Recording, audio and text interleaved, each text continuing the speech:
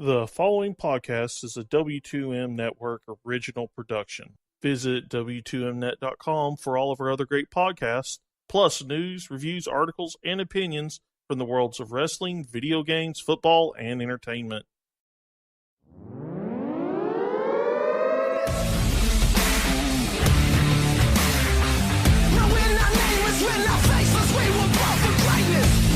Wrestling to the Max, Monday Night Raw Review.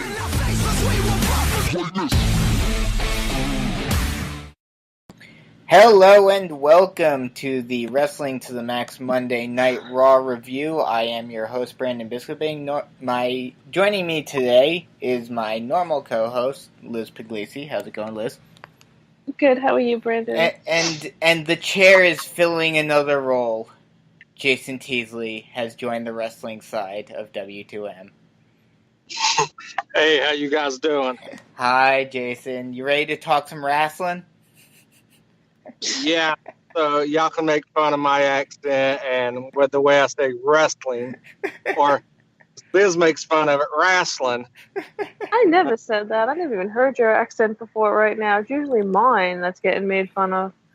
Oh, one day he said it pretty bad, and I just had to make fun of him for it. Harry usually makes fun of my accent for something or the other because I don't enunciate the way he does. Well, neither do I, so I can't make fun of you because we have the same accent. Well, similar. I know. So. When it's the two of us, the poor listeners. I don't have an accent. What? I don't have an accent. Oh, yes, you do. Oh, no, not at all. So the show starts off with Ronda Rousey out in the ring. Well, actually, she makes her entrance first. And she talks about how Jim the Anvil Neidhart passed away, and talks a lot about him and Natalya and about fathers and all of that. And basically informs everyone that Natalya, who was supposed to be facing Alexa Bliss during this show, could not compete tonight. So then she tells Natty to stay strong and all of that, and then brings out her replacement, who is Ember Moon. So it's nice to see Ember Moon coming back and being thrusted into a pretty big role in this spot. Alexa Bliss and Alicia Fox come out. Alexa Bliss talks about how she's glad that Rousey's making friends because the good times are about to come to an end. She talks about her own past experience and all of her history, and once again calls Ronda an overhyped rookie. And Summerslam is going to be her utter humiliation. And she says she's sick and tired of hearing about her and seeing the dumb look on her face week after week. She's not going to take any chances, so she brings out a bunch of security with her, as given to her from Constable Corbin. And Rousey does what Rousey does and clears the ring from the security guards.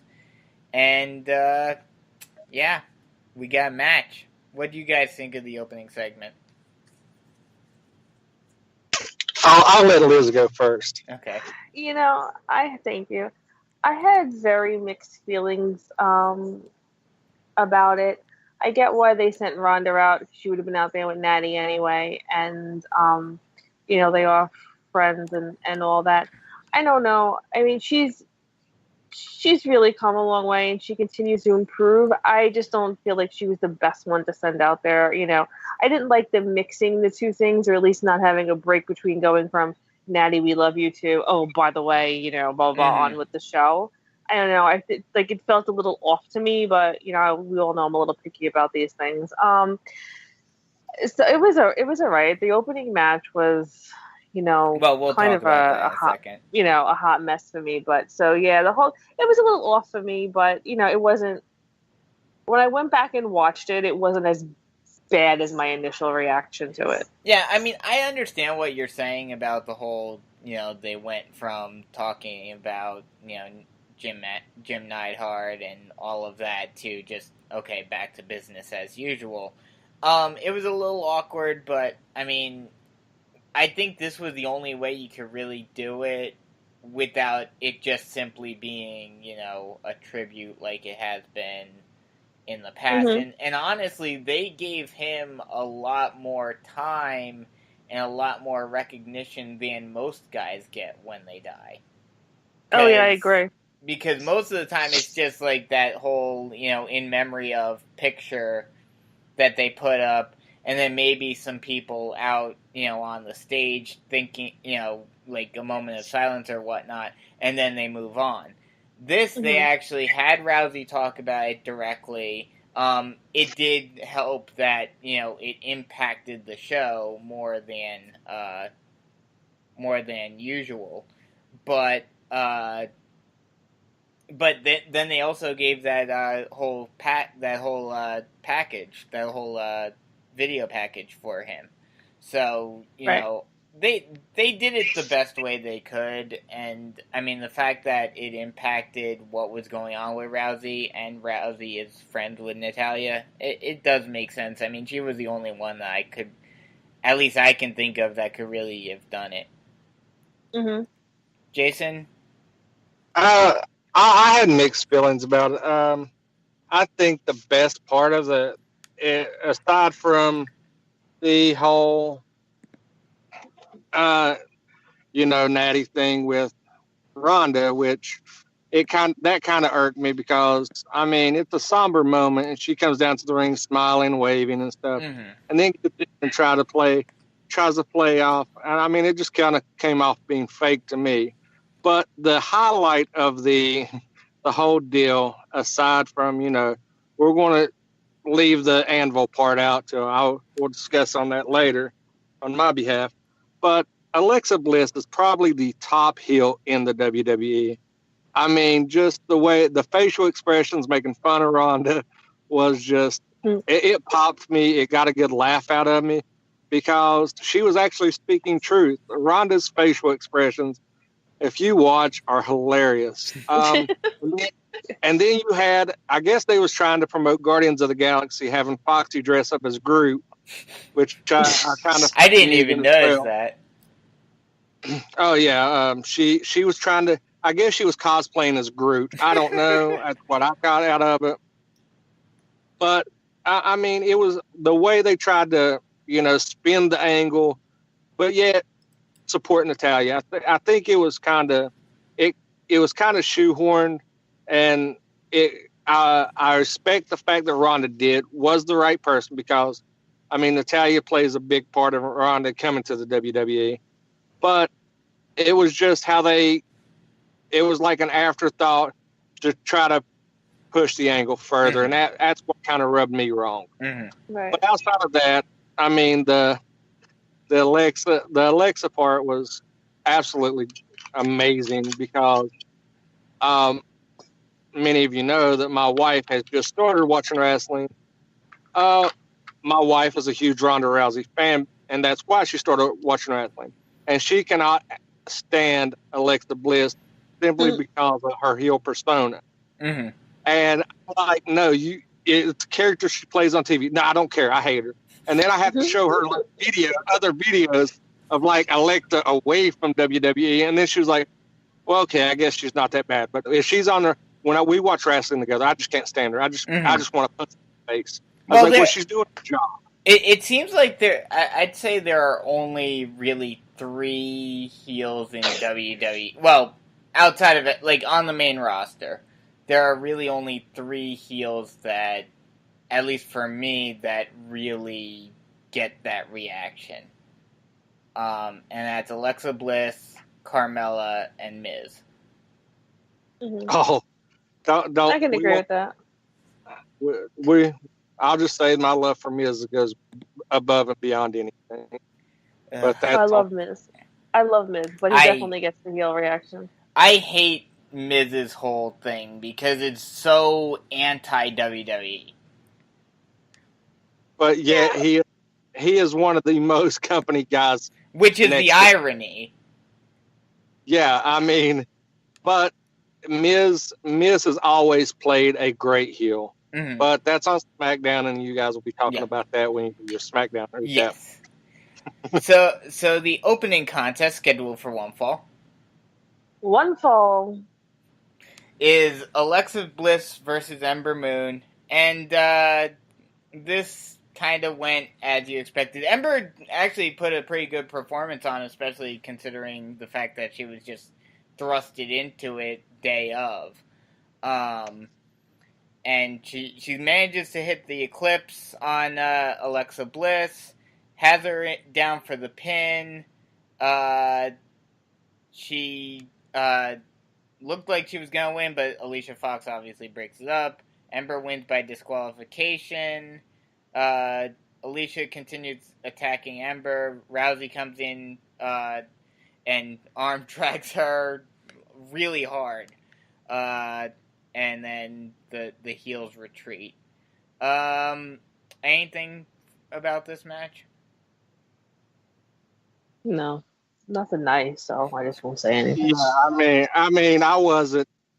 I mean, I'm a fan of Amber Moon from when she was on the Indies. I mean, I became a fan of hers when she was doing indie shows, and I mean, she's a phenomenal athlete. But this match was just like, it is what it is. It's just like there.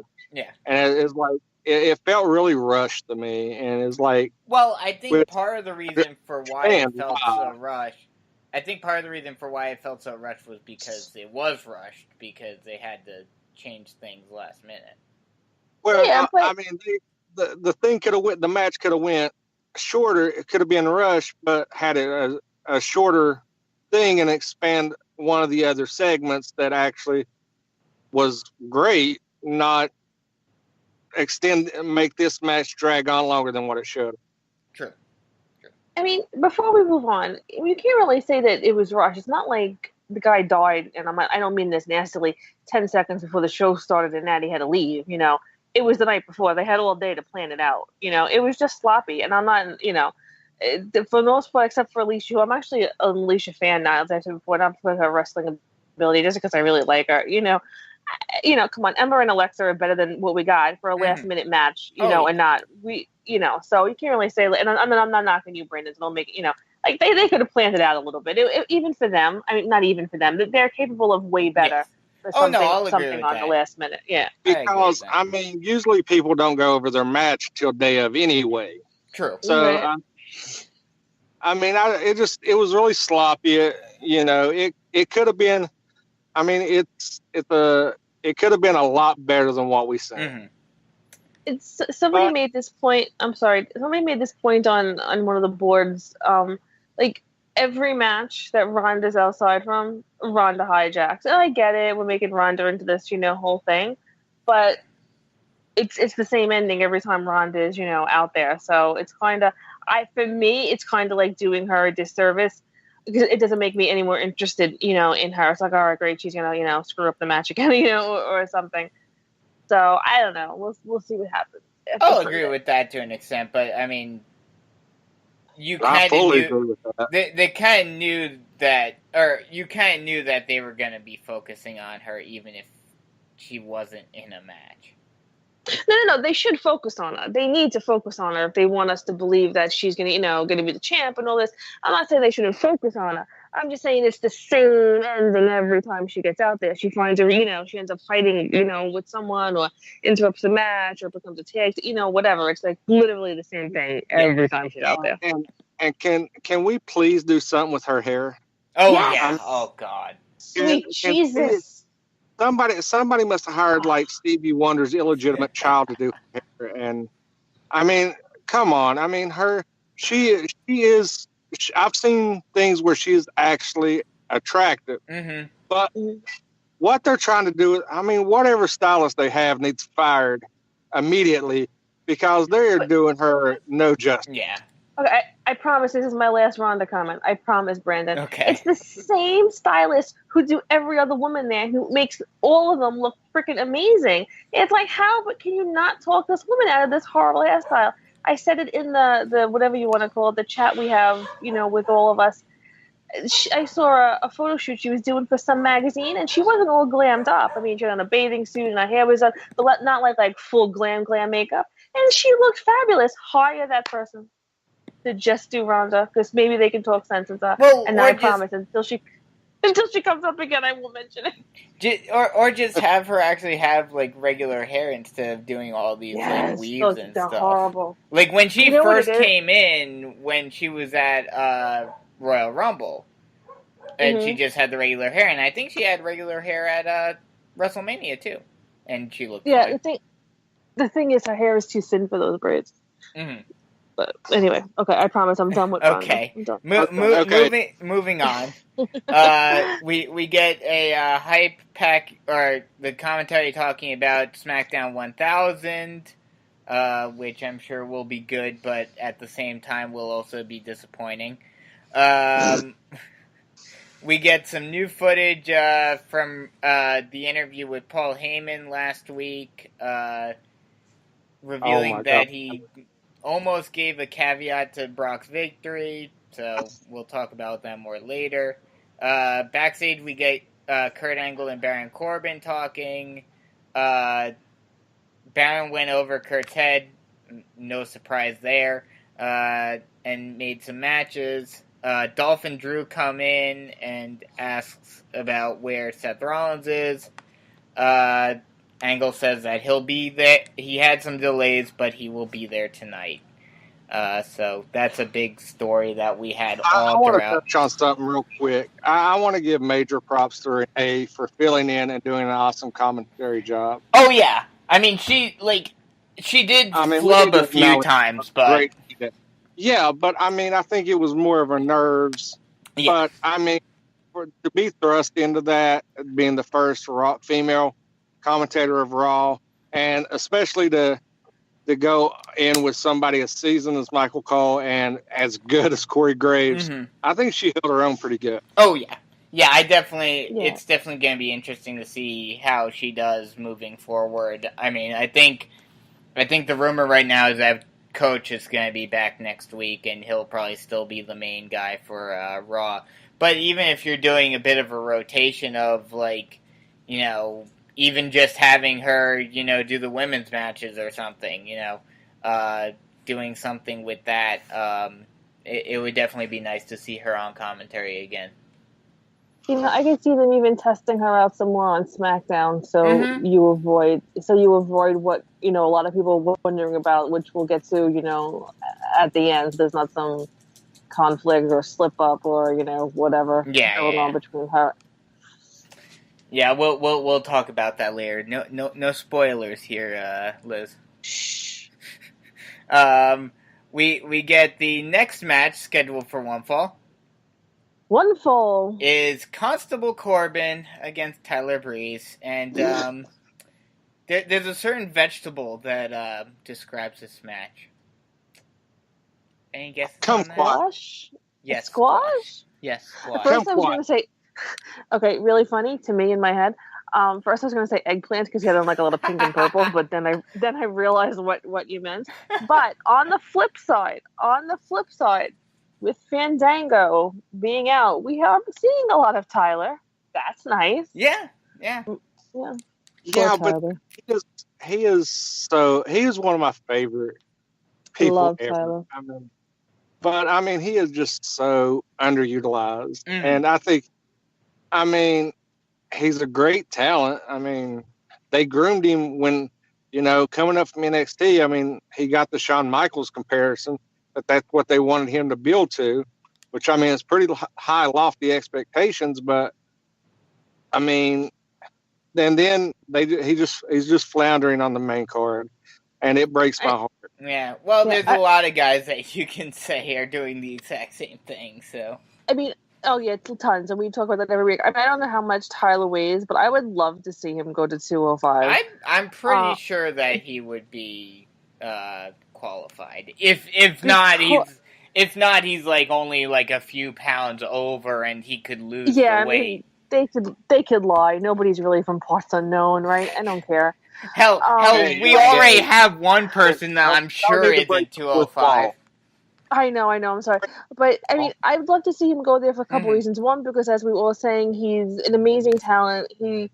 He's really, good in the ring. But he has the, I don't know if charisma is the right word, the personality, the spark.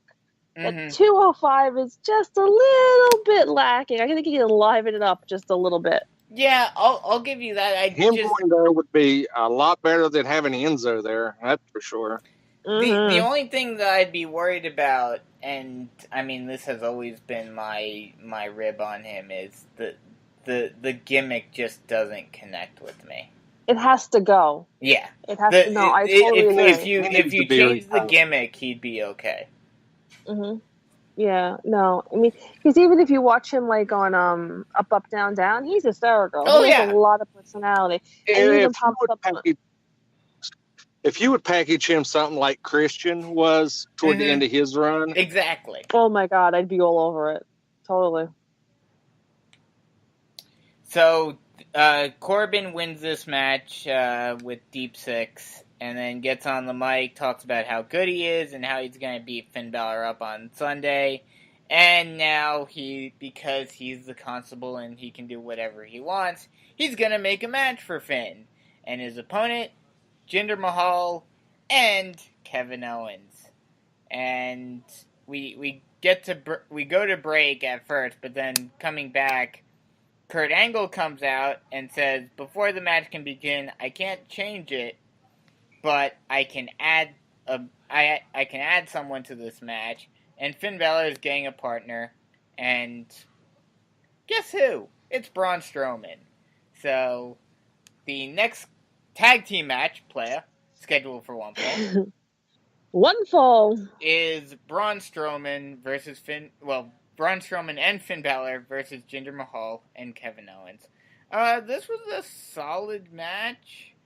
Went a decent bit, and then, kind of to be expected, Braun and Finn get the win, with a running power slam from Strowman onto Jinder. First, tell me what you guys thought about the whole back and forth with, what happened prior to the match and then the match itself. I was bored. You were bored? Yeah, I mean, Constable Corbin, I mean, it was just like they needed something for Baron Corbin to do. They repackage him into something that is not connecting. Oh, no, I'll agree with that. It's one of those grown moments when you see him and Angle, because he has no chemistry with Angle, and that's hard to believe. I mean, Angle is pretty much good on the mic with anybody. I mean, even with his little cowboy hat and his guitar, I mean, him and Stone Cold have some memorable things, and Angle can bring that out of somebody, but Corbin is just lacking, and it's just like, I mean, it's falling flat, and they keep pushing it and trying to make it work, and it's just not, and they won't go away from it. Well, this is definitely going somewhere with not just with these two, but with Stephanie and Triple H, I'm sure. Yeah, but I mean, if you're going to do something with Stephanie and Triple H, it needs to be on TV. They need to be seen, not just use your imagination and let's pretend that I'm talking on my cell phone when there's nobody on the other end. Oh, yeah, I'll agree with that. You can't suspend disbelief for weeks on end. I mean, even if, like you had like pre-packaged tapes to Stephanie and Triple H, like showing the Titantron, that would further it more than, hey, let's pretend that I'm talking to Stephanie and Hunter and let's go with that. I mean, and if they're building for a Corbin Angle match, good Lord, I sure hope not, because Angle could get a match out of a blow-up doll, but I don't think he could get a match out of it. I mean, Liz and I talked about it originally when he first got this new role. While, yes, there aren't really many people that you could have put into this role, Corbin, at least to me, just doesn't work because his whole character up to this point was he's a lone wolf, he doesn't care about authority, he's a metalhead, all of that. And now it's just like, oh, you're just a poser now, and no one cares. Yeah, I mean, for me, and if you want, I mean, when he first started and you and I talked about it, we kind of like held out hope for a little bit, and then our hopes were crushed, like many of our dreams with this company. If you wanted to have somebody who still wrestled and was antagonizing Kurt and could pull off the fake conversations, and who was kissing Stephanie's ass, then they should have just left it as Kevin. He would have been hysterical in it, doing all this shit. I mean, there was so much wrong with it. Corbin, I don't hate him. He is lacking in the personality. He like Jason said, he's the only person that doesn't click with Kurt for some reason. But there was just not a lot wrong with it, but it did. It fell flat. I was bored. The match, I didn't mind. I dislike immensely whatever the hell they're doing with Jinder. That's just ridiculous. His whole piece shaman, person. Yeah. He's I've always been a Jinder fan. Is he the best? No. Is he the worst? No, not at all. So this is just ridiculous. He's, a world champion, failed or not. I'm not going to get into that nonsense. The man should be, look at him. The man should be a beast, not, hippy dippy. Yeah. And Kevin's kind of just shoved into this because they don't know what to do with him either right now.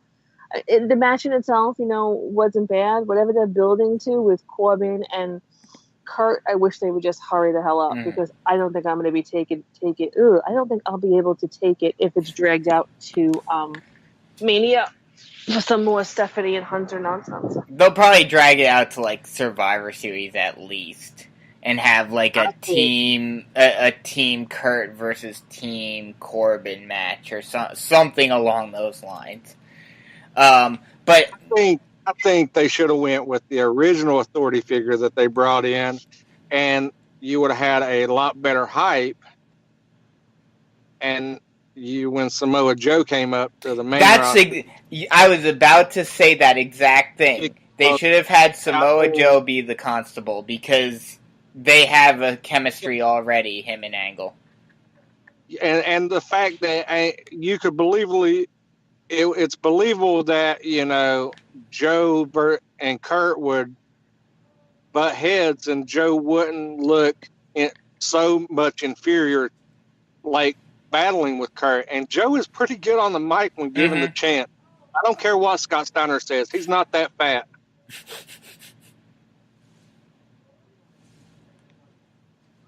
I'm sorry, I had to put you guys on mute for a quick second.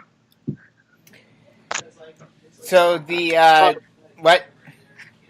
I was just going to say, you could have. The snarky Kevin character would have worked a lot better in this film.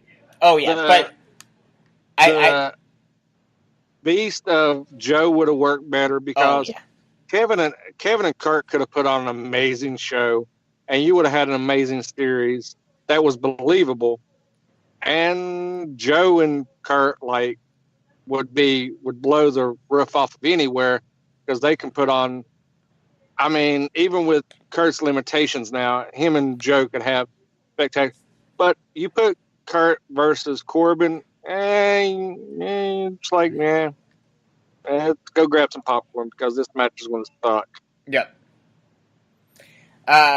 Post-match for this match, Strowman goes after KO. And Corbin ambushes Finn Balor with the end of days. We'll see where this goes. But that's actually the other thing about this whole thing with Corbin is, if you're trying to make him as a believable threat, then you're having him get beat by everyone, not only in the ring, but Reigns just sucker punched him and knocked him the hell out a couple of weeks ago. That's because Reigns has gimmick protection that I know that.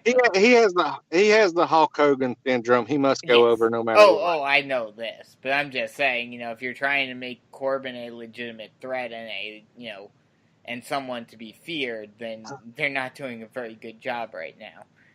Yeah, and completely. I mean, him and Finn. I mean, he can't even get chemistry with Finn, and it was like it's fluid. I mean, I've never seen a bad Finn Balor match until he started working with Corbin, and then it's like I like Finn, but I can't enjoy this because there's just no chemistry there, no believability, no chemistry. It's just like they're trying to force us to hate Corbin, and nobody just cares. Yeah. Mm-hmm. You know who I just thought of as a good comparison for how Corbin is being booked right now? Bray Wyatt. Mm-hmm. They're trying to make him be this guy that's supposed to be feared, and then he loses all the time, and no one cares. I think the Bray thing is more. They had to turn him to be this because he was getting so over with the fans, with the Fireflies and everything. So I mean, it was one of those things that the audience kind of hijacked the character, and you just had to appease the audience because you was not going to get the reaction you wanted no matter what. Well, but that's the problem with WWE is that instead of going with it, they destroy those types of gimmicks like what they're doing. No, the problem with WWE is when they need to listen to the fans, they don't, and when they don't need to listen to the fans, they do. Yes, precisely. Mm-hmm.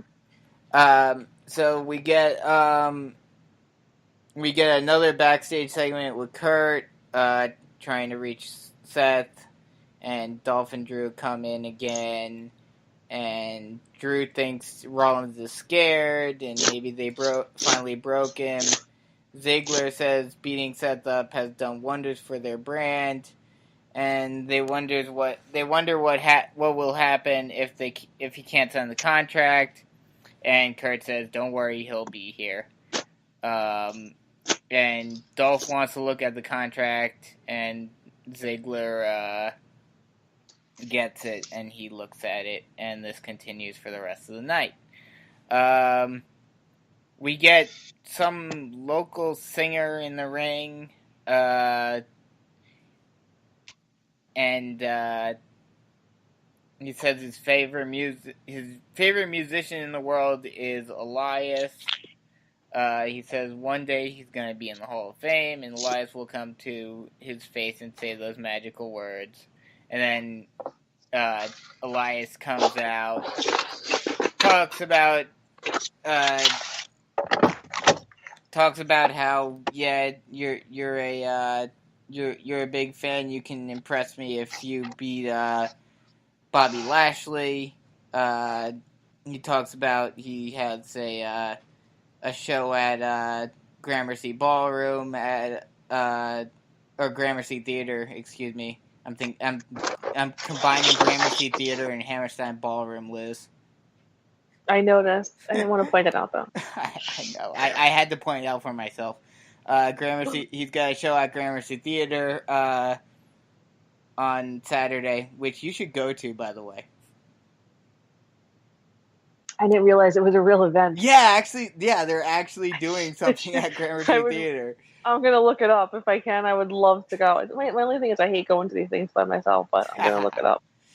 I'm putting you guys on. I'm sorry, I'll be right back. Elias runs Greensboro down, and he's about to do a song, and then he's interrupted by Bobby Lashley. Bobby says they've already got one no-talent clown who plays guitar in WWE, and he gets in the ring, and then Robert hits him in the back with the guitar. Lashley shrugs it off because it's Bobby Lashley, a.k.a. new Brock Lesnar, John Cena, Roman Reigns lookalike, and hits a spine buster, and that was that. anything on this, Jason? Not really. I mean, Elias could be so much better, but they're killing him. They're not giving him no direction. He's like the new Double J version, and I'm not very happy with it. I will say he's kind of a better version of Double J because he can actually do stuff, and he's actually entertaining. And they're allowing him to do some stuff outside of just, acting like he's a musician in the ring, but not really doing anything with it. So, I like Elias. I always have liked Elias ever since he was Elias Sampson in NXT. I'm hoping that... if you like Elias, check out his indie work as the Superstar Jesus. Oh, God. It's the heavy metal Jesus. Oh, God. That just sounds hilarious. I have to look this up. He was amazing. But I think that you just got to learn to kind of curb your expectations about people you actually like. And I've already grown to accept that when it comes to guys in NXT that I like.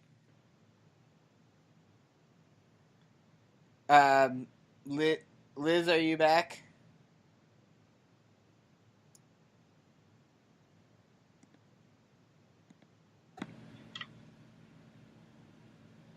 I don't even know what to say about it. I muted part of it, to be honest with you, because I just felt this huge sense of aggravation when it started. It was funny. I guess it had its funny moments. I didn't even really listen to the beginning of it, and then it got worse when Lashley came out. I think they could have ended it maybe Elias hitting the guy or something, but then with the whole Bobby interrupting, it just. And I've said it every week that we do this. I'm not knocking Bobby in the ring, but personality-wise, it made it even fall flatter for me. So it was just there. It was more filler that made you wonder. What the hell are they doing? Yeah.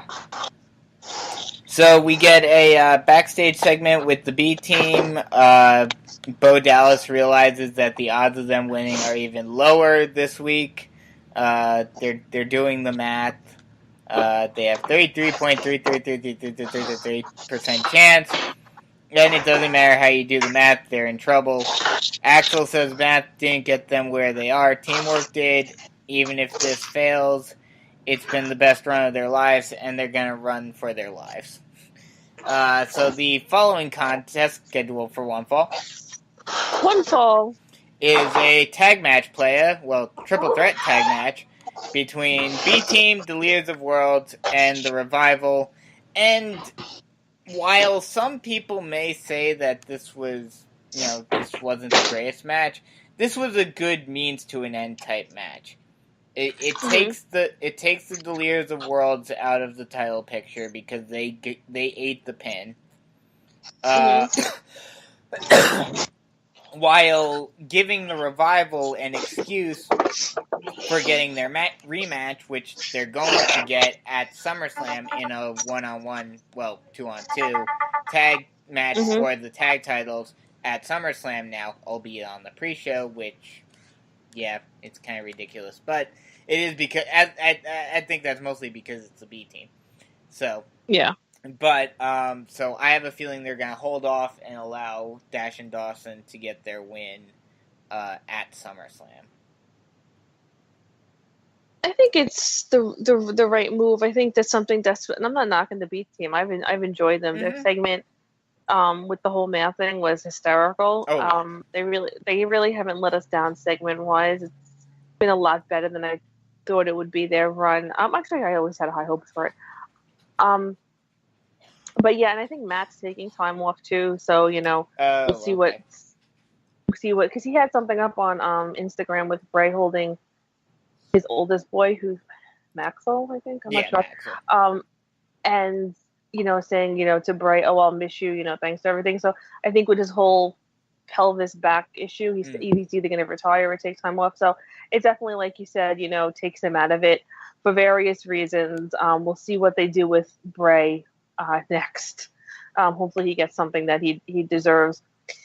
And yeah, I think putting the tag titles on somebody else will kind of revive I'm hoping, I should say, revive the scene on Raw a little bit. The big issue though with that is outside of Revival and AOP, who we'll get to in a little bit, who have been used horribly on Raw so far. Who else do you really have in the tag division? Unless they're going to break them up, I really think they need to move the bar back to SmackDown. They're really not. I'm sorry, back to Raw. They're really not needed on SmackDown. I mean, it's not to jump to SmackDown. It's New Day, Bludgeon Brothers, at SummerSlam. Mm-hmm. And they don't have a match at SummerSlam. I mean, it's two hugely popular, hugely talented guys. Let's not get into that whole debate about Sheamus. Sheamus is Sheamus. So they're doing nothing on SmackDown. They've both been on vacation for forever. They both were just in their respective home countries, for a while, and good for them. Everybody, they deserve the break. But I really think they should be moved back. Because then over there you have the Usos, you have the Bludgeon Brothers, you have whoever else they throw together. Whereas over here, I mean, definitely the Authors of Pain which like you said we'll get to, are being completely screwed up. But you don't really have that many tag teams here, or any that feel like a threat to anything. Yeah. Well, I mean, the issue, at least in part, with that is the fact that for whatever weird reason, and we've talked about it a lot over the time that we've been doing these shows, is that for whatever weird reason, WWE has this weird love affair with mishmash tag teams instead of having these legitimate tag teams that have been working together for years.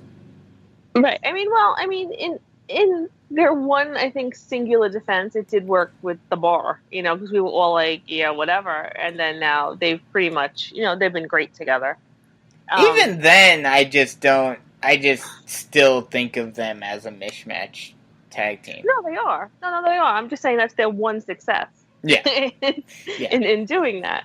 So no, I totally agree with you there. And like you've said 1,000 times, and you are proven right over and over, any tag team that they build in NXT, then they come here and it's like, well, not come here, but come to the main roster and it's like, yeah, okay. Yeah, you're going to be buried. Yeah. We get Roman Reigns in the back, B-Team roll up celebrating again, and Roman just kind of looks at them like, you're weird, and moves on. We get another Dolph and Drew segment with Dolph bringing up the fact, or asking about the fact that Rollins is able to have a guy in his corner, and Angle says, yeah, I can take it out, but that means that Drew won't be able to be at ringside either. And Dolph's like, okay, no, never mind, that's fine. And then Dolph says it doesn't matter because Rollins isn't going to be here to sign anyway. Roman makes his entrance. He talks about leaving this place better than he found it, which no, you're not, unless you do something miraculous. He talks about how he tells himself to do that every day. The truth is, he's never going to be able to do that with Brock Lesnar here. So that means it's time for Brock to go. He's sick and tired of hearing about him, talking about him, looking at him, which, when do you ever look at him? He's never around. Mm-hmm. I just had to get that out. The lies, the rumors, and it ends at SummerSlam. He's taking the Universal title back, and he'll send Brock so far back into the UFC that he'll find his head stuck in Dana White's ass. I popped for that one. Me too. Paul Heyman comes out. He says it's a new day, to borrow a line from SmackDown. And he says, if he's going to borrow a line, it really should be from the Usos, who are the future of the tag team division, and Roman is the future of the Universal Championship.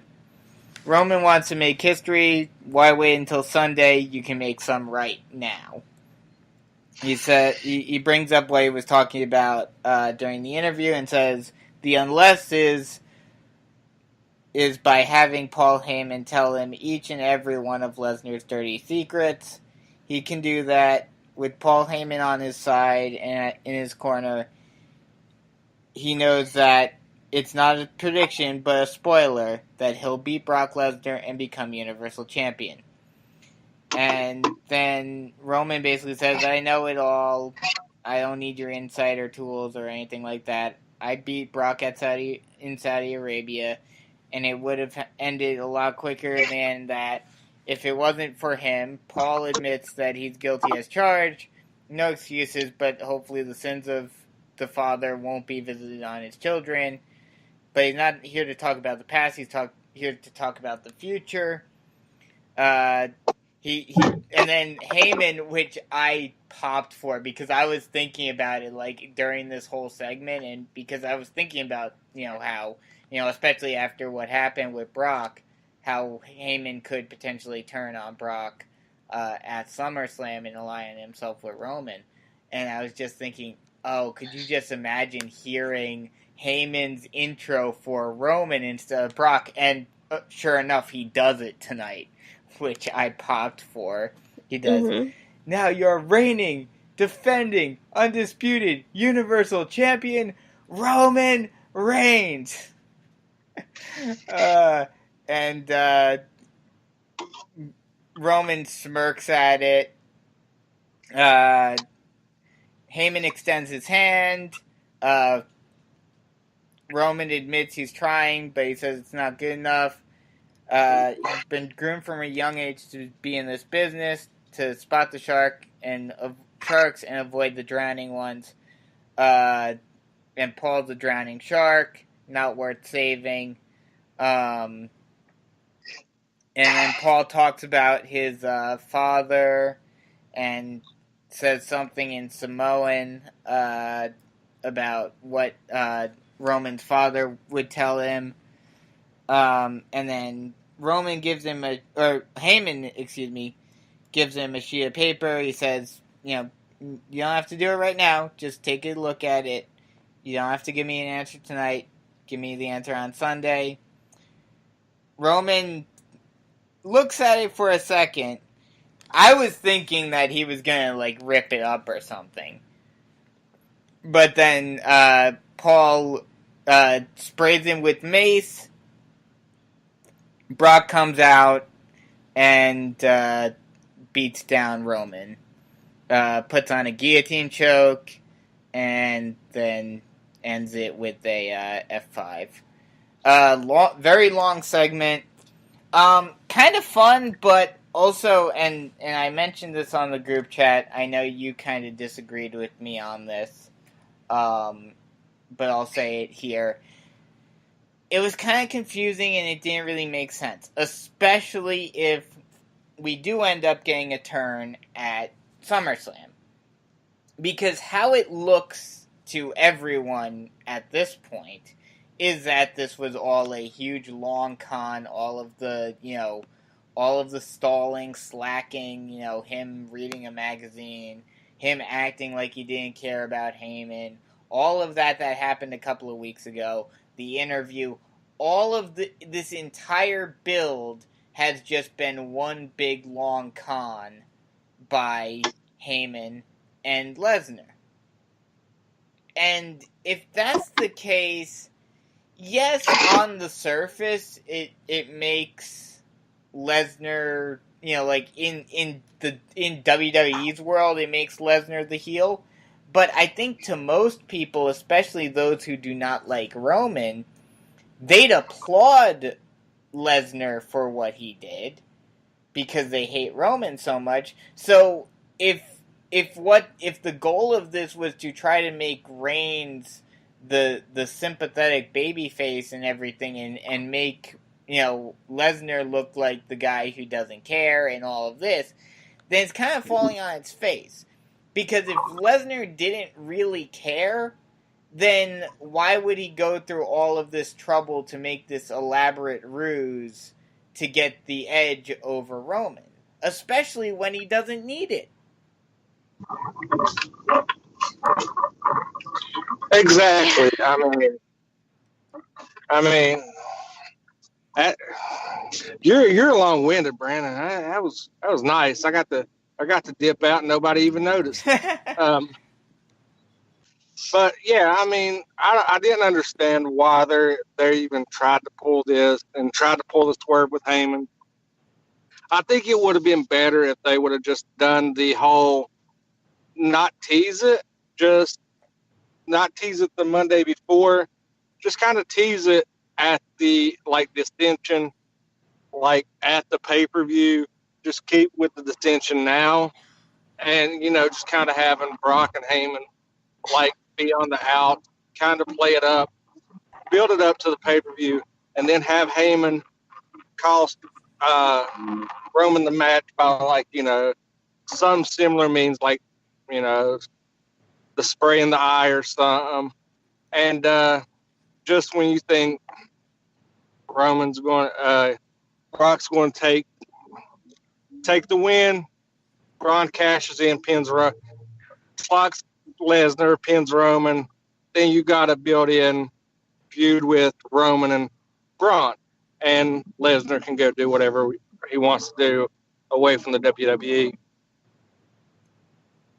Yeah, I mean, I'd be okay with that. I mean, I think the way they were handling it before, with Brock being this guy who doesn't care about the WWE, only cares about himself, all of this, doesn't even care about Heyman, it was a good way of making Roman, even for those who, may be,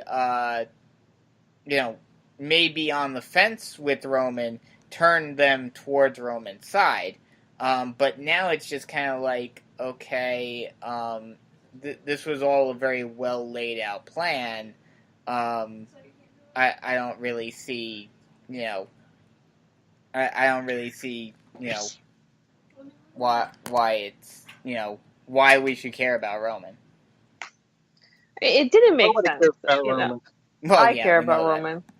I care about Roman. Do I agree with a lot of what is said about Roman? Yes, but I also think people just, if it wasn't Roman, it would be somebody else, but whatever. But it didn't make sense. But for me, it livened up a dull show. I mean, Heyman, I've been a Heyman fan for a long, long time, so I always enjoy when he's on. Even when he's off, he's better than half the people we see. So for me, it just livened up what was otherwise a really dull show. I mean, the best thing that this show had going on through it was the Dolph and Drew stuff with Kurt, so that was always, fun to watch. The rest was, kind of whatever, but we'll get into that, in the final tally at the end. But, so yeah, I did not completely agree with you last night, but my point was that it was a bit more entertaining than what we were getting, and who knows what we're going to get on Sunday, could be, maybe it's a con by Roman and Heyman, maybe we're not even going to get that match because Braun's going to cash in, but that all falls into the predictions later. So I just took it in the moment, for a sense of, oh, okay, this is, funny what's going to happen here. And didn't apply it to anything else that was going on because you can't. Because like you both said, it made absolutely no sense. But, that's what I'm saying is if they do decide to do something like that with a swerve finish with Roman and Heyman being in cahoots, then this makes even less sense. Right. So. Exactly. You know what would be the perfect thing? And I would hate to see it happen. But, I mean, if they really want to pull off a legit swerve, have Heyman backing Owens after Owens getting the Money in the Bank. Owens cashing in because of Heyman betraying Brock. That would be gold because then you would have a Heyman Owens things playing off each other. Back similar to the Summer of Punk when you had Punk and Heyman together. Yeah, I mean, that could be WWE gold right there. I could see that. Because Braun is over without the briefcase. Braun, but you don't need Braun to use the way to get a title win. He's over already. He doesn't need the briefcase. It'll elevate Owens, make him relevant again, put the title back on him, and it opens up a whole new plethora of opponents for Owens to face. Yeah, I'd like to see that, especially with the stipulation that they have in place. I don't see how Owens doesn't come out of that match with the briefcase. But we'll see. Moving on, we've got a cluster, you know what, of a match coming up. As Authors of Pain and Mojo Rawley take on Titus Worldwide and Bobby Roode. So this is basically just meshing one of those mesh two feuds into one and throw together a haphazard match. And it was done within like a few minutes. With Bobby Roode and Titus Worldwide going over with a pinfall. Glorious DDT from Roode to Mojo Rawley. And this was just the stupidest concept you can ever think of. I think someone posted it on the group. It might have been you, Liz. But it's like, for not only, like, yes, I'm annoyed as is about how they're just completely destroying Authors of Pain. But you use those 3 or 4 weeks to build up Mojo Rawley, and now you're just throwing him to Bobby Roode. Like, okay. That's the WWE plan of let's screw everybody from the NXT. Yep. That has any bit of momentum. Vince doesn't like the fact that the Hunter's putting on better shows than him. Mm-hmm. And when they get to the main roster, Vince wants to have a pissing contest and show Hunter who runs the company still yet. Yep, precisely. Honestly. Because you screw up one of the best women in wrestling. Probably. Because Vince thought that it needed to be done. Yep. You screw up any tag team that's legitimate in NXT that gets caught up. I mean, I've been saying for a while now, and these last set of call-ups have just further proven my point. Triple H, if you have any sense of respect for yourself and NXT, and if you have any balls, do not allow Vince to take any tag teams or women from NXT until Vince is gone. Yeah, maybe Hunter needs to revisit, look at some old storylines and actually blow up Vince's limo for real. That way that we can actually get some legitimate quality TV and the call-ups actually mean something rather than, I mean, how long did it take Alexa Bliss to actually get over and become something? I mean, look how long you had Charlotte and all of them up there. I mean, they're wasting Becky Lynch, mm-hmm. which is one of the best women wrestlers there are. They're wasting Bayley and Sasha right now. Yeah. I mean, I'm all for thugging and hugging, but, you know, hashtag thugging and hugging. Anybody listen to that? If you get that trending, I will buy you a pizza. That's my tag team name for them, which we'll get into how horrible that was here in a second. Mm-hmm. But this 6-man was just, I mean, it was a filler if you ever seen one. Oh, yeah. It had no direction, no purpose.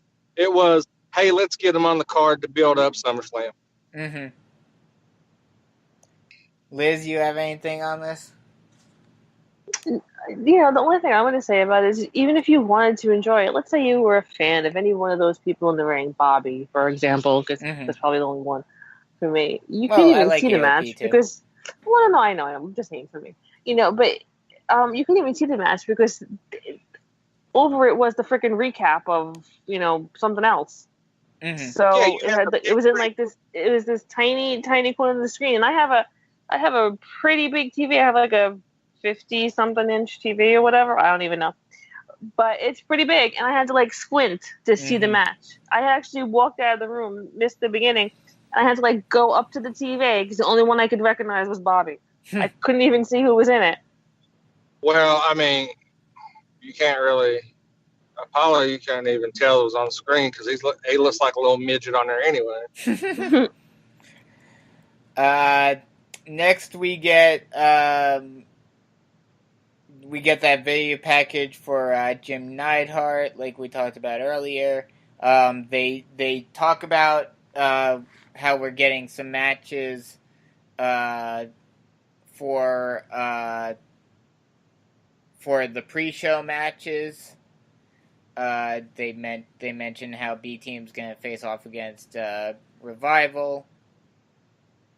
Then we get I think this is the main event. The main event scheduled for One Fall.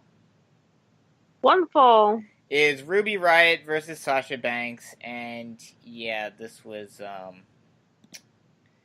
awful, ridiculous, redundant. Yeah, didn't even need to be on. Stupid. Did not advance the storyline at all. Ruby looked great, by the way. Yes. Anytime I can see Bayley on my TV, I count as a plus. Okay. Please. I'm so over the Sasha and Bayley thing. Throw one of them on SmackDown, liven it up. They don't belong in a tag team together.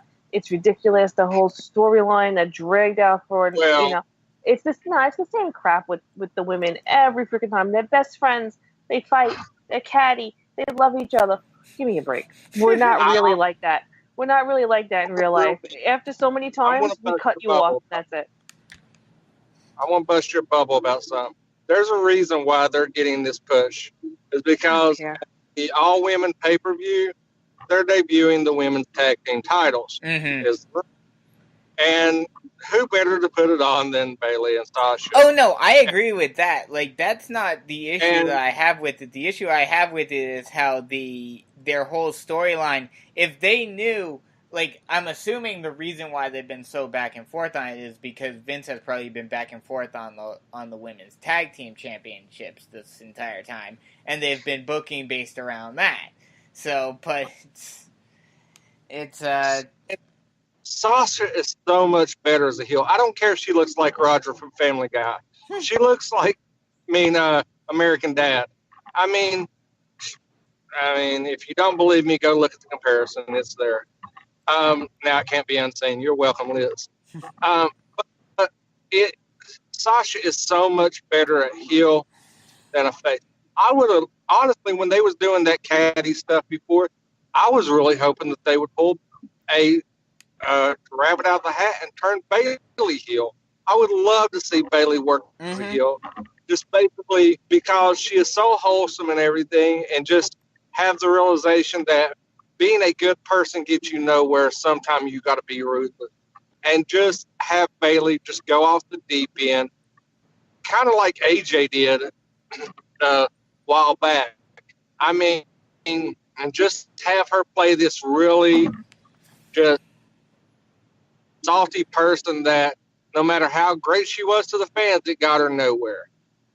And which is, anytime you turn a strong babyface heel, that's what you use. But I think it would have been very nice if they would have just continued down the road that they were on, had a nice little series between them, culminating with Bayley going over, of course, because Bayley should always win, no matter what. And just let it progress, because you had a natural rivalry built in, and they just flip-flopped, and it lost all of its steam. Now nobody cares, and they're ruining the Riott Squad. Ruby Riott is one of the best female wrestlers in the world, and they don't really know what they're doing with the Riott Squad. They bring them on, and it's just they're wasting so much talent, and it just irks me. This match had no point. as Liz said in her rant, it didn't further any storylines. It didn't do nothing for anybody involved. Only thing it was a time filler to get to the last segment. Yep. Yeah, I'm hoping they're going somewhere with this, but I'm not holding my breath. So the main event segment is the contract signing for the Intercontinental title.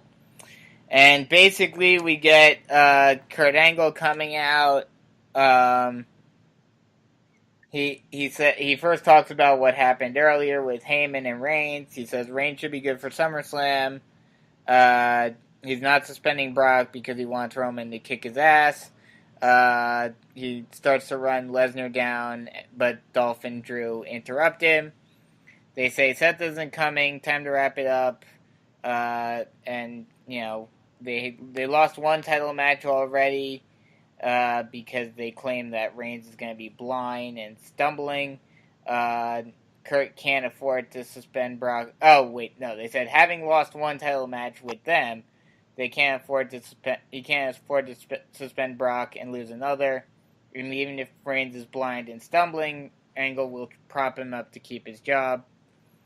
Ziggler asks if he has to defend it or not, and says if he's free, he might have time to do a stand-up set, which was kind of funny. Kurt tries to introduce Rollins one time. He gets nothing. He tries again, another nothing. Ziggler demands that he call it. They keep on running them down, running Seth down, yada yada. Just lots of banter with Seth and Drew. And then finally Seth comes out after Ziggler signs. He says he's sorry we had to sit through that therapy session, which was funny. He hasn't been completely honest. He's been here for a while, but he didn't want to come out until Dolph signed the contract because he was worried he'd change his mind once he had to hear what he had to say. He was dealing with travel issues, but not his travel issues. That clause about having someone in his corner, well, that was there to put for a very particular reason. If Drew's going to be in Dolph's corner, well, he's got a lunatic in his. And guess who's back, Liz? Dean. I was so excited. Okay, so, like, for the first part, I was like, oh, maybe we'll hear, like, the whole Shield will, like, come back and, like, Roman, whatever, which I wouldn't really mind because that kind of failed when Dean got hurt, blah, blah, blah. So I've been out of the loop. As you guys know, I've been, like, really, really busy. So I've been out of the loop with, like, there's been rumors Dean's been coming back forever. But like I said in the I don't know if I said it in there or somewhere else, but I said to my friend the other day, I was like, oh, Renee's commentating. Dean will probably come back that day. It'll be a family event. So, I mean, once he came out and was like, oh, you know, whatever, I was, like, super, super excited. I totally fangirled out, not going to lie. I think he looks great. I've seen him. He's had the shorter haircut for a while. People like flipping out over it, but Renee's posted a little bit of clips of him here and there. So he's had it, you know, for a while.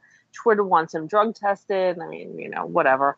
I was super excited. I'm glad he's back. A lot of people, which we'll get into prediction. We can do predictions, Brandon? Yes. We're going to wrap this up? Okay. Yes. So, you know, I'll say what that, you know, later. I was super, super excited. I think Cole sold it really great. I mean, we had this whole debate in the staff chat about Renee not saying anything, you know, them cutting Renee's, you know, mic. I really wanted to be like, what? I didn't know he was here, you know. Yeah, like exactly. Like I wanted them to you know, do like, something what? funny with them. She should have, like, said something. There was, like, this interview with her backstage that I posted in the staff thing. You know, where they're like, oh, your favorite moment. She's like, well, of course, that, you know, my husband, you know, coming back. I think they should have had it because I think she could have played it off her being surprised that he was there, which I think would have, like, even, you know, added to it, you know, more. That's my opinion. Definitely. I think I don't think they should have. I mean, if he listens to this, he'll get pissed. I said to Harry, "Oh yeah, I agree with you," just to like not get into it with him last night. But I didn't actually agree with him. I think Renee should have been able to react, and they should have had it where she was like, "You know what? What is he doing? Yeah. You know, I didn't even know he was here. You know, that type of thing." Which would have even put it over to the next level for Oh, me. yeah. But I'm a fan of them both. So I mean, or made the joke like, "Who's home watching the dog now?" or something like that. Yeah, exactly. Yeah, they could have been like, "Did you? They should have had it where Cole and Corey were like, Renee, did you know he was here?" And she was like, "No, Exactly. I didn't know he was here." Something they should have had something. I thought he was supposed to be getting groceries or something. Just Exactly. make it just like a sly comment for the smart marks that would have got all of us to pop if he would have said. Exactly. Yeah. Because they had the perfect opportunity, and we've talked about it before. A lot of other people have talked about how, this has been called the reality era for a while, and because of the internet, because of Twitter and Instagram and everything, everyone knows that this is scripted, all of that, yada, yada, yada, kayfabe is dead, yada, yada, yada. But this would have been the perfect opportunity to have that kind of reality era type moment of her reacting. Yeah, she knew he was there, but reacting in a way to make it seem as though she didn't know he was there. And it would have been hilarious and perfect. Mm-hmm. Yep, I agree. Or just like you could. I mean, I talked about it before about how I wanted him to come back, and yes, she was doing commentary tonight, not doing backstage interviews tonight, so you couldn't do my idea originally. But you could have easily done something with it. It would, absolutely. You could have done so many different things with it, and you had the perfect opportunity, and they didn't use it. Yep, I agree. That is the one downside about the end of this. I love the fact that Dean's back. I've been one of his biggest fans since he started as the leader of the Shield, and even though in the new incarnation of the Shield, Roman was the top guy because he's the top guy now and everything. Dean Ambrose is the main man of the Shield. He was the leader. So yeah. Well, I love Ambrose. Ambrose is like, I loved him when he would come out and sing "Sweet Carolina," acting like he was drunk. I loved him when he would put everything into his body in CZW. Mm-hmm. Oh yeah, I mean he's great, and he's great on the mic. He's just not snarky, just like complete asshole that you're friends with, but you really, if you wasn't friends with, you couldn't stand. You'd hate him. Exactly. Kind of like me, but you don't know why you're friends with them, other than you just like it's just somebody you can hang out and people watch and make fun of with. Yeah. And like enjoyable. So yeah, I mean I'm curious where this is going to go. I'm curious if like they're going to start setting up the storyline that they had before his injury, where they pair him with Seth, and then after a few months, work to him and Seth having a series of matches over the IC belt. Yeah, we could see that. We'll see where they go with this. But it's good to see Dean back. That's for sure. Ratings for this show? I give it a solid B. Well, number-wise. We do numbers. 1 to 10. B. Well, a B for me is I give it a 7.293 for. He's going even further than we ever would. Oh my god! We just started using fractions. Yeah, you took I it. know. Okay, Liz.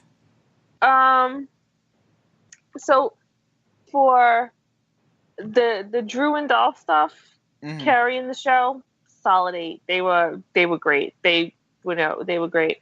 Dean coming back for me, it's like 1,000. But overall, I was not impressed with the show. It didn't do anything. It's at the point for me. It's like, well, okay, I'm going to review with Brandon, supposedly, maybe, I don't know. So I'll watch it, so I know what we're talking about. But there's nothing that really, lured me in. And as much as I love Dean, even having him in Seth's corner, it's like, yeah, okay, because I've seen that 1,000 times, and I'm not knocking it. I'll watch it each time. So, but I'm gonna give it I'll give it a 7. I'm a little lower than you, just because there was so much more bad than good. Ugh, I know, but Dean. No, I agree with you.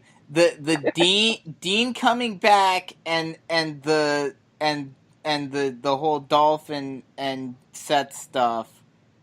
That's what bumps it up. It was gonna be if it wasn't for Dean coming back, it would have been a 6 for me. But it's gonna be a 6.5 for me because of Dean coming back. 1 word review. What we're saying is I gave it the highest rating. Yes. I know. 1 word review. 1 word review. Pointless. That's a good jumbled. One. Jumbled. Mm-hmm. Cluster myth. Yep. I'm gonna give it dull because outside of the whole Dolphin and Dean, or Dolphin Seth and Dean and Drew stuff, it was very dull. Well, it was like the stuff that was good was really good. Yeah, but the stuff that was bad was really bad. Yeah, exactly. Yep. Okay, let's go through predictions real quick. B Team versus Revival. Revival. B Team. Wow, I think it's too early to do a title switch. I'm thinking Revival. I think this is going to be their moment, especially because it's a big show. Balor versus Corbin. Demon. You think the Demon's coming back? I'm just hoping the Live of the Damn show up, but yes, the Demon. Either Demon or Finn. One way or the other, it's Finn. Okay. I'm going Finn. Yeah, see, on one hand, I'm thinking because... What? I'd hate to waste the Demon on Corbin, though. I don't think there's any chance that the Demon comes back for this. Let a girl dream. I know. I trust me. I would love to see the Demon come back myself, but no. I want to say Balor, but I'm like, I have this bad, ominous feeling that they're gonna give Corbin a win back and extend this even further, just because they don't really have anything for Balor right now. It seems. God, Brandon, every time you say this, you're right, and then I hate you for like 5 minutes to 5 hours. So you don't put juju out there, man. Do not put bad juju out there. I'm sorry, I have to. I have to go with Corbin. I see the writing on the wall.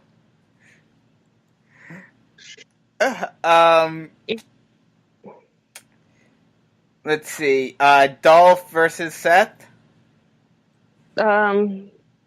This is such a hard one because for several reasons. One, I don't want them to see them take it off Dolph yet. I think taking it off Dolph kind of ruins what he and Drew were building, and I think that really seems to be working. So, as much as I am a Seth fangirl there, I'm going to go with Dolph, but I do not think that Dean turns on Seth yet, because that right now would make absolutely no sense to have him in. I'm going to go Dolph, but I'm going to go via disqualification because Dean's involvement with the Scottish Psycho. I think that it's going to be. I think Drew's going to interfere and not get caught. Ambrose is going to say, "Well, if he can do it, I can do it," and Dean's going to get caught, cause a disqualification, extend it a little bit more, and that will plant the seeds of a little animosity on Seth's part. I think I'm gonna have to agree with Jason here. I think I'm not sure about exactly how he described it, but I think this is gonna end in chaos in some way, and the match is gonna get thrown out. Yeah, I mean, I can see that. I can totally see it ending that way, with Dolph winning by DQ or whatever. I just don't think that they're gonna go the Dean Seth feuding route right now. Yeah, that's the only reason why I would say that I feel like that's the only way you can't not have Seth win and still have Dean stay. Because I feel like if Seth loses clean, then you would have to have Dean, especially if you want to go that route. Then Dean comes in and hits Dirty Deeds, on Seth. Braun versus KO for the Money in the Bank contract. KO, because he needs it more than Braun does. Yep. I totally agree. Like I said earlier, I think we're, to foreshadow my later pick, I think we're going to go that route. KO is going to get it, and we're going to see it used later on through nefarious means. Yeah, I have a feeling that KO is going to win by some sort of shenanigans, whether it's him, him luring Braun out of the ring and having him get counted out, or, pissing him off so much to where Braun uses a chair, or probably the simplest but also kind of, the most nefarious and the most I don't even know what word I would use to describe it, but the most obvious way that I have a feeling it'll happen is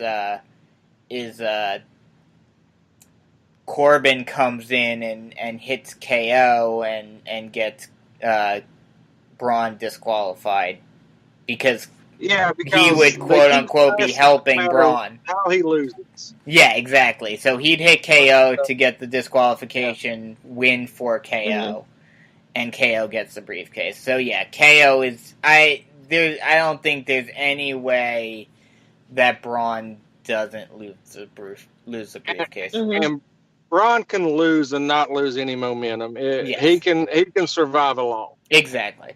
Bliss versus Rousey. I don't even care about Rousey. Bliss. I think Rousey has to get her win here. No, I think it's too early. I think it's going to be too early. I think that Rousey will chase the title. She needs to be a little bit more polished, and working with Alexa is not going. I mean, you're going to see so many botches in this because of Rousey's being such inexperienced. But like I said, I mean, she's surprised me thus far. I mean, I'll give her all the credit. Yeah. She's putting in the work. But I think her timing is still a little bit off. She's going with somebody that's a lot smaller than her. With Nia, Nia's a big individual. You can work with that. It's a lot harder to work with somebody smaller than somebody larger because of the move set you're going to have to get accustomed to. So I think that Rousey's going to lose. I don't think she's going to eat a pinfall, but I think she's going to lose. She's going to lose and continue to chase the belt, especially with, in light of what happened with Natty. I think that they're going to, because I would hope that they don't expect Natty to be at the pay-per-view. I think they'll extend it, maybe give Rousey the victory, and build up to it. I don't think Rousey's going to get the title back off Alexa. I would not be surprised that Rousey gets the title. That if she does get it off Alexa, I would be surprised if it's not at the women's pay-per-view, where they can actually sell it on that being a much bigger moment for the women's revolution. That's true. I could see that. I do get what both of you are saying, but I just think it is one of the big four. I think they're going to want the belt on Rousey heading into Evolution to sell the show. I just think that this is the time for Rousey to win. Okay, just a quick question. Would you rather have Rousey win on a card that she's going to be overshadowed with a Universal title change, or where she's going to be the main event and headline it with her title victory? Oh, no, I agree with that, but it's a lot easier to sell, and plus you're going to have a lot. You can sell that a lot easier than where her first title win doesn't get lost in the shuffle. True. I'll give you that. Lesnar versus Reigns? Neither? You think KO?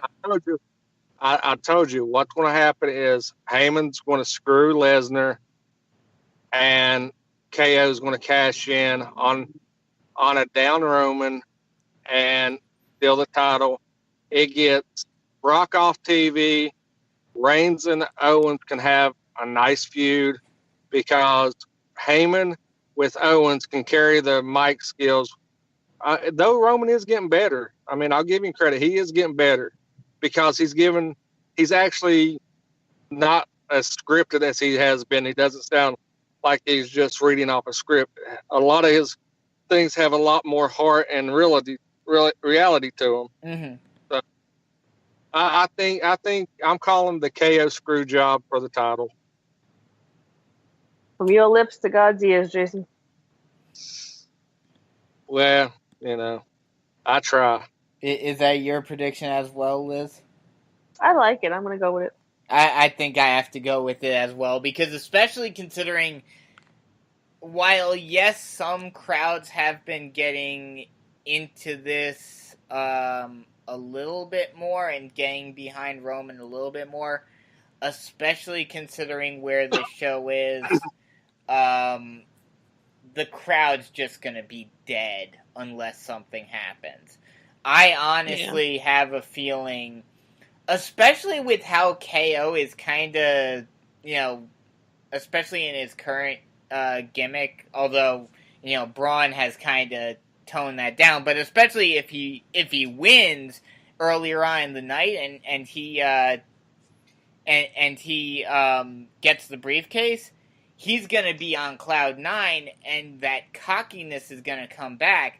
I could totally see them, as a way to keep the fans engaged in this match, having KO come out and basically sit at ringside just waiting for the opportunity to cash in. Well, even no, I wouldn't even have him at ringside. I would sneak him in through the crowd, as a cameraman, just kind of disguise him and have the Money in the Bank, kick the money when he's leaving, have a prop Money in the Bank case under the ring that he can just, easily grab, and just do it that way where you don't really know that he's ringside. Mm-hmm. Put it where he can just play that really sneaky, clock Brock in the back of the head with it while nobody's looking. Roman eats the 6th F5 because that's how many things that Vince thinks that Roman needs to get before he can get pinned. And then have KO slide in the ring, hand the briefcase, pin him. Heyman raises KO's hand. You have you tie up all loose ends. Reigns and KO can do a good series. I mean, they'll have a good program together. Extend it to maybe Royal Rumble. Reigns gets the title at Royal Rumble and carries it for a lengthy amount of time. Mm-hmm. Yeah, I could see that. The one thing I will say, if KO especially if KO does win, I feel like, and while I'd be perfectly okay with this to an extent, it would kind of diminish what happened. I have a feeling that KO is going to be a very quick transitional champion, because I have a feeling that Braun's going to demand a rematch the next night and win it there. I don't think so. I mean, I think because, KO as champion with Paul Heyman would be television gold. Mm-hmm. Both of them are real smart asses that could play off each other amazingly. I mean, Heyman's not one of the best mouthpieces in the business for no reason at all, but you get to see the KO that got made KO into a indie darling when him and Generico were in Ring of Honor and everything. Just that snarky, just, I'm better than you. I don't care. I don't have to prove it to you. You should already know. Why do I need to prove it? I think, and with Heyman just being like a hype man for him, just like, would be so amazing. And then you don't have you still have the program with Braun built in. You could even pull Roman off TV, give him some time, let him repackage. He does add the chase to the belt, and then bring him back for maybe, or even have Owens carry it to Survivor Series. Bring him back and have Roman win at Survivor Series. Mm-hmm. Yeah, I mean, I think you can do a lot with it. Let's just all hope that this isn't another one of those situations like we had at Mania and Greatest Royal Rumble where we think, oh, it's a foregone conclusion that Brock's losing the belt and leaving, and then it ends up not. You remember the old meme, the old chants, if John Cena wins, we riot? Yep. Now it's Brock. Yeah. Yep. We riot. Yep. As long as it's not Roman. Yeah. Because then nobody's ever going to be happy. Okay, move on. Let's go. Yeah. Okay, so that's just about it. So for Liz Pugliese, what? I was going to say, those are all the Raw matches? Everything else is... Yes. Yeah, I guess. Okay. Yeah, that was it. So for Liz Pugliese and Jason Teasley, I'm Brandon Biskobing. Be sure to tune in to SmackDown tonight as Harry and I talk all about the Blue Brand and give our predictions for SummerSlam on that side of things and 205 Live. So we'll talk to you next week. See you guys.